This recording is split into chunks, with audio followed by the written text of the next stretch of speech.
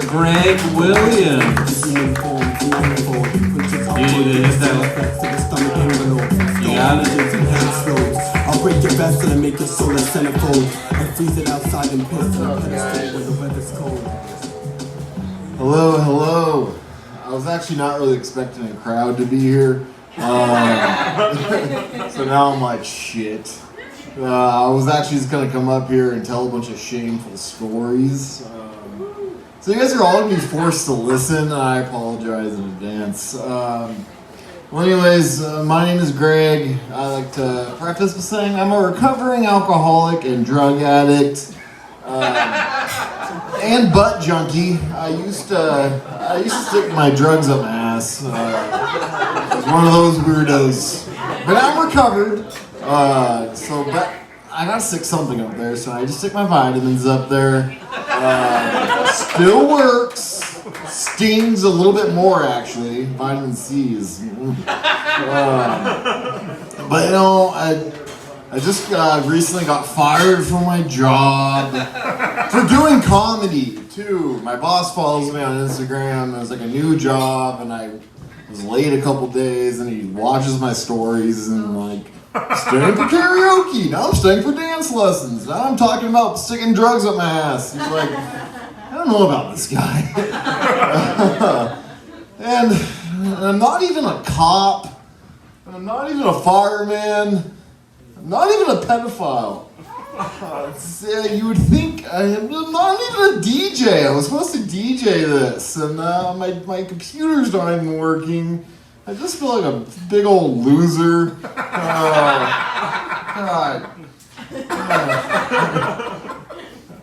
I think there was a joke in there somewhere. But no, I'm just a big fucking loser. But hey, I'm up here and I still get to be a loser in front of people, and you guys can laugh at me. No, I just actually graduated rehab. Thank you. I actually have 28 days and 6 months sober. Clean and sober, totally. And by the end of this, you're gonna be like, this guy's fucking sober? No way. I just used to do a lot of drugs, and now my brain's all weird. But since getting out of rehab, I recently just had sex. Thank you. It cost me $200. Yeah. Just a big fat loser. No, like I got tricked because like people are just so nice around here. Like I was driving down Aurora on the way here, and I wasn't familiar with Aurora, but now I am. And there was always like pretty girls like waving at me. And I was like, oh my god, hi. Like they had their butts out. I mean, I was assuming because it's sunny out, it's nice out. Man, I thought I could trick one to give her a ride to the gas station. I think she must have tricked me because now I'm like $200 short, and I don't know if I love myself or if I just hate myself even more. Judging by how I feel right now, you can tell I just love myself. It's great. Self-love, people. Also in a weird headspace because I'm just trying all these new things in my sobriety that you would think that people would do while they're using, like comedy, DJing, burgers. I also went to one of those like sketchy massage parlors because like I just got fired from my job, my back hurt, and I was like, I need some relaxation, and I knew I should have been weary when they just like asked for $40 right as I walked in there, and then I had to speak what I wanted into like Google Translate. I was like, this is not going to be good, but hopefully she gives me a good massage.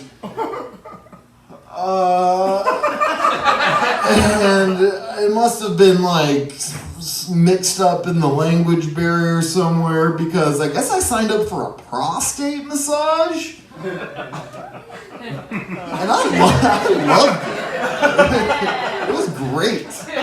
But afterwards, I just kind of sat in my car with like the AC running full blast and just like staring into the parking space in front of me. Just complete silence. And then I drove home with music. I was like, yeah. And then I woke up the next day just like, I I still feel worse about myself. Like, oh God. What else do we got here? I knew this was gonna be a bad one, but whatever. Other sex issues. Back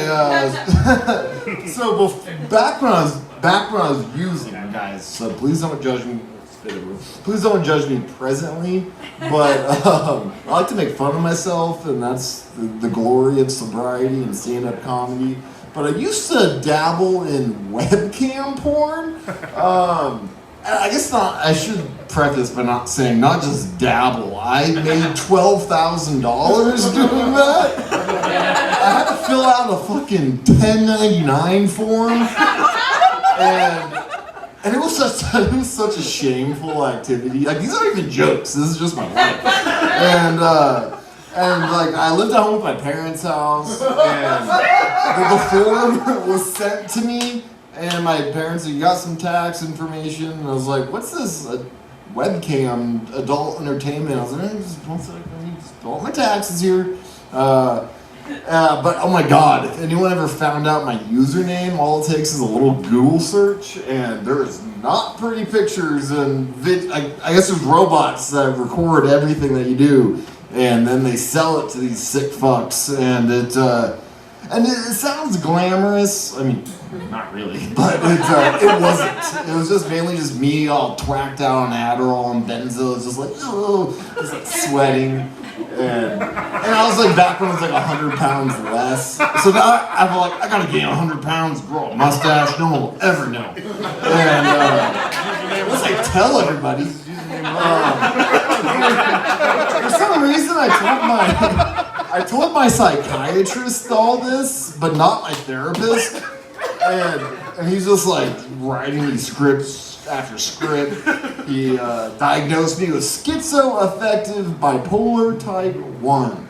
My therapist doesn't believe any of that shit. She thinks I'm actually my therapist is actually a very pretty lady. Maybe I just like haven't told her a lot of stuff. But my psychiatrist checks in with me every once in a while. He's like, are you still doing risky behavior? And do you still think your friends are that they are on you? I'm like, these are very logical things, Doc. Like, my friends were on to me. They kept asking. They're like, Greg, you staying off Chatterbait? That was the website name, Chatterbait. And I was like, are you watching me? Like, this is weird. Do you like? Oh, I missed something too. So then actually, once I got into hookers, it would be back to the hooker thing, sex worker, prostitute, I don't know. I asked the nice lady, and she actually likes hookers. She thinks that's a funny word, and it sounds, but prostitute sounds too weird and official. I told Robbie, I was like, I don't know if I'm gonna be able to talk for 10 minutes. And he was like, knowing you, you're probably only gonna get like a quarter way through your thing there. Are we already at the time limit? 2 minutes left. Holy shit, I'm like I haven't even got to the jokes. But anyways, after getting into hookers, my mind got all fixated. I'm like driving down Aurora, and I literally will drive past like a bunch of fire hydrants. I'm like, oh, look at those shorties. And then I get closer, I'm like, fire hydrants. I was gonna talk about the webcam porn for a little bit, but let me just get some jokes. Actually, no, let's just fuck it. It's shameful. So yeah, I had webcam porn. I got like umbrella lights. I had like a fucking production studio in my upstairs little corner room next to my dad's office, and like my dad, I hear him wake up for work the next morning, and it'd be like 10 hours into it. And like little does he know, there's a full-on production studio like in his son's room. And then before I got the production lights, I was downstairs because the lighting was better. And then I heard I had like all this, I had sheets all over the couch, and it was like a little smelly. And I heard my dog shake, and I heard his collar shake at the top of the stairs, which could only mean one thing: someone's coming down the stairs. And like, I only had like 10 seconds. I don't even know what to do. And I just put a sheet over me, and my mom just comes down. And I'm like a 28-year-old man's living home with his parents' house. My mom's like, what? And then she just compartmentalized it right away. She was like, well, why is your backpack down here? It's like, I was doing something weird. And yeah, it was fucking weird. Okay, how do I tie this into like some hopeful, good stuff? All I know is, as a straight man, my ass is worn out. There's just way too much shit. Like, I don't think the DARE program worked for. This is like a total shift, dude. I probably got negative time already. How do I get out of here? Last thing, I guess, tied into all that is, I used to think I was like some sort of like sex god. Cause I could last forever, but I was on Adderall and opiates. Then I got off of those, and then I found out that I am not some sort of sex god. And then when Robbie gave me that light, it reminds me of my hooker friend. The timer would go off, and I'm like, oh my god, go, because it's about to cost me like $200 extra. And I took too many gas station pills, and one time it did cost me like $200 extra, so I couldn't. The warning light comes on, I get all stressed out, and I can't even finish my jokes. I can't come. I wish I could come and finish a joke and just walk off the stage. Everyone cheers me on. But no, just like therapy, I actually think I feel worse after that. Damn, there's some good actual jokes, but I got carried away in the stories, Rob. You knew it. Oh, shout out to my webcam girlfriend, Roxana from Romania. I miss her. I feel like I should call her. Yeah. Okay, I'm done. Thank you. Oh my God. On deck, we have Jason McBride, but coming to the stage, give it up for Joey Mejia.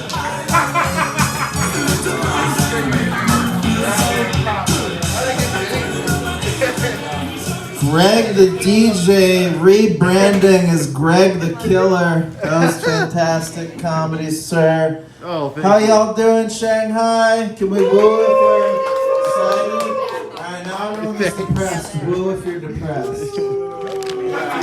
More difficult woo. Sometimes it has more energy. I like that. I am in a helmet. I didn't know I was going to do this. I don't do this all the time. I inherited this. I was doing some work and moving some stuff, and the company was like, these